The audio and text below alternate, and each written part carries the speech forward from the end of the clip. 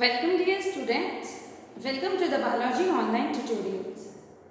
Dear class 12th, today I am going to start with a new topic of chapter number 6 and that is semi-conservative mode of replication. Semi-conservative mode of replication. पहले तो आप word का meaning समझिए. Semi conservative का मतलब क्या होता है? सेमी का मतलब क्या होता है? हाफ. सेमी का मतलब क्या होता है? हाफ या फिर 50%. कंजर्वेटिव का मतलब क्या होता है? कंजर्व करना, उसको बचाना, ठीक है ना. तो that is known as semi conservative mode of replication. अब देखिए, जो semi conservative mode of replication है इसको किसने प्रपोज किया था?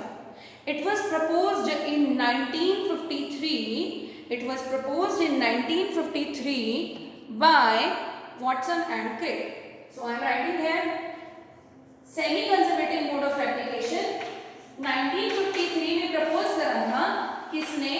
Watson and Crick. The great scientists who were also responsible for the double helical structure of DNA. उन्होंने ही क्या किया? हमारा concept of semi conservative mode of replication. अब इसके अंदर क्या होगा, देखिए मैं आपको समझाती हूँ. जो semi conservative mode of replication होगा इसके अंदर आप डायग्राम को देखेंगे बेटा.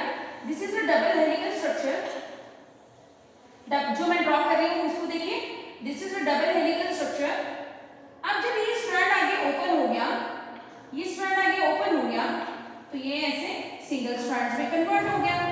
राइट. अभी आपको पता ही है डीएनए क्या होता है? Double helical structure. फिर ये सिंगल स्ट्रैंड में कन्वर्ट हो गया.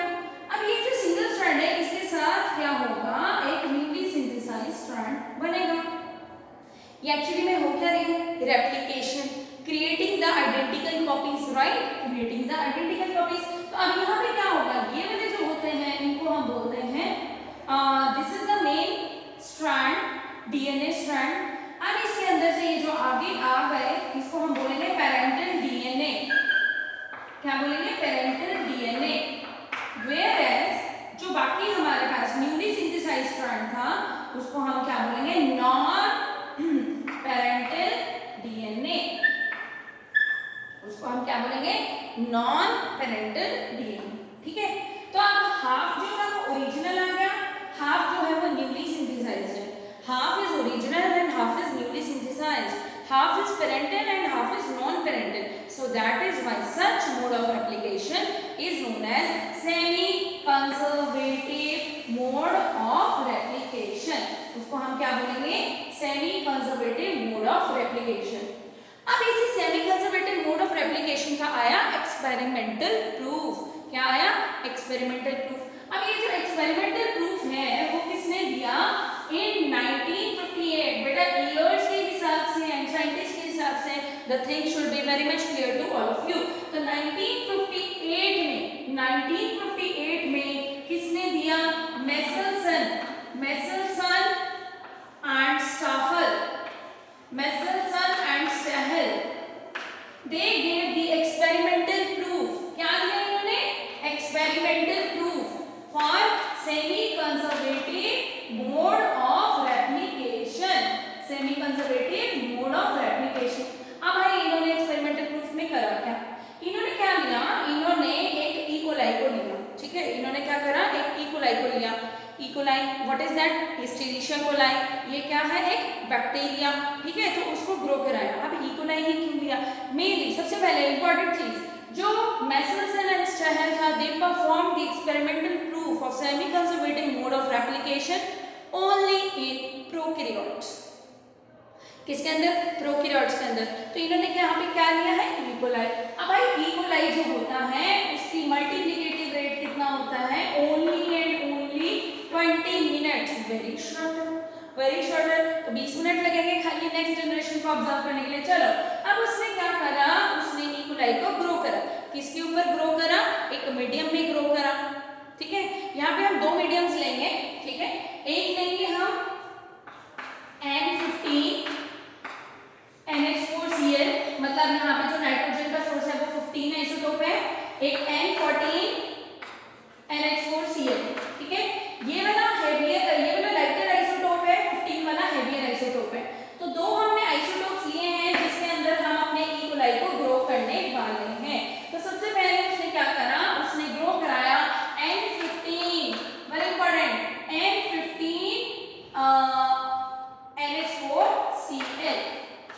इसके ऊपर इसने बैक्टीरिया को ग्रो कराया, ठीक है, किसको, ई कोलाई को। अब जब ई कोलाई N15 के ऊपर ग्रो हो रहा है तो यहाँ पे क्या आ जाएगा हमारा, ये भी N15 है स्ट्रैंड, ये भी N15 है।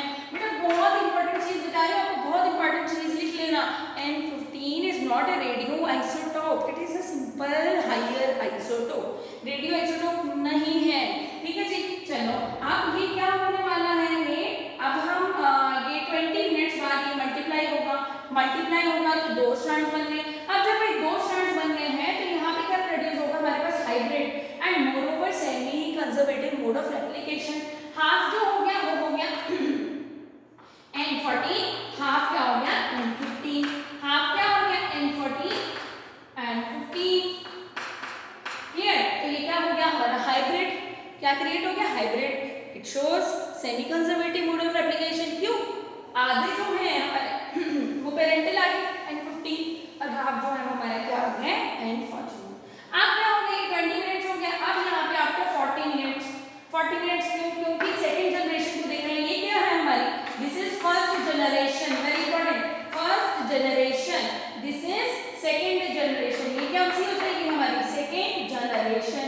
अब भाई सेकेंड जनरेशन में आफ्टर 40 मिनट्स 20 + 20 40 मिनट्स कितना प्रोड्यूस हो जाएंगे हमारे पास, 4 सेल्स का डीएनए देख लेते हैं, ठीक है, वही semi conservative mode of replication हो जाएगा, 2 आ जाएंगे हाइब्रिड N15 N14, ये मैंने लेबल कर दिया बेटा N15 N14, और बाकी जो 50% बचा वो बिल्कुल ही लाइटर आइसोटोप वाले हैं N14, ये भी क्या हो गया N14। तो hence it proves the semi conservative mode of replication। एक और चीज, अब उन्होंने और क्या कराया, उन्होंने साथ साथ डेंसिटी ग्रेडियंट सेंट्रीफ्यूगेशन करी। डेंसिटी ग्रेडियंट सेंट्रीफ्यूगेशन क्या होती है, एक मेथड होता है ऑफ सेपरेशन हेवियर एटम्स का और लाइटर का, ठीक है ना, आपको पता है एक सेंट्रीफ्यूज होता है, उसमें घुमाओ। हम घर में भी बटर या फिर मक्खन निकालते हैं फ्रॉम द मलाई और द मिल्क, तो हमें क्या मिलता है, हम क्या करते हैं, हैवियर वाला हमारा नीचे सेटल डाउन हो जाता है, जो लिक्विड, लाइटर वाला मक्खन बाहर आ जाता है। तो सिमिलरली यहाँ पे भी हम density gradient, very important, I am writing density gradient